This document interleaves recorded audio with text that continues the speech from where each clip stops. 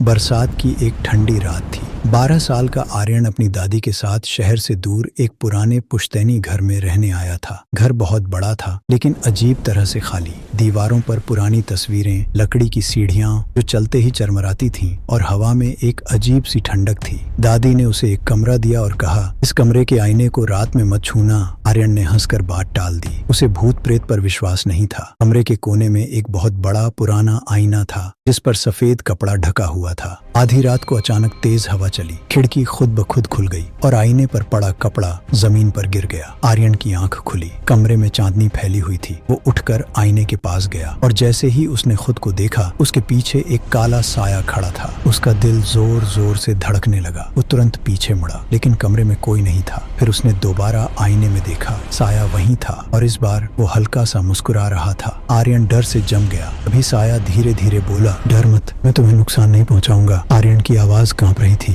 तुम कौन हो? साया बोला, मैं इस घर की रक्षा करता हूँ। इतने में छत से एक भारी लकड़ी का पटरा टूटकर नीचे गिरने लगा और जैसे किसी ने उसे हल्का सा धक्का दिया हो। आर्यन एक कदम पीछे हट गया और लकड़ी उसके सामने जमीन पर गिर गई। अगर वो वहीं खड़ा रहता तो शायद बच नहीं पाता। कमरे में फिर सन्नाटा छा गया। आईने में साया धीरे धीरे धुंधला होने लगा और गायब हो गया। सुबह आर्यन ने सारी बात दादी को बताई। दादी की आंखों में आंसू आ गए। उन्होंने दीवार पर लगी एक पुरानी तस्वीर दिखाई। ये तुम्हारे दादाजी हैं। तस्वीर में वही चेहरा था जो कल रात साए में दिखा था। दादी बोली, तुम्हारे दादा इस घर से बहुत प्यार करते थे। शायद आज भी वो अपने परिवार की रक्षा कर रहे हैं। आर्यन ने आईने की तरफ देखा। अब उसमें सिर्फ उसका अपना चेहरा था, लेकिन उसे डर नहीं लगा। उसके चेहरे पर हल्की मुस्कान थी, क्योंकि अब उसे समझ आ गया था, हर साया डरावना नहीं होता। कुछ साए प्यार और सुरक्षा की निशानी होते हैं। कहानी अच्छी लगे तो लाइक और सब्सक्राइब जरूर करें।